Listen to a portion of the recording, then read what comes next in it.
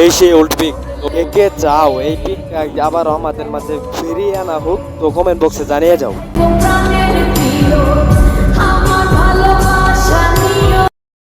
পোলাপান এখন অলিম্পিক চাইতেছে, আর এই অলিম্পিক লইয়া যদি কোনো ইউটিউবারে মুখ না খুলে, তাহলে অভিভর্তি আপডেটের পর এগুলা ইউটিউবার গুণাটাই। এই ভিডিওতে দেখা যাবে কোন পিকের লাভাররা জিততে পারে।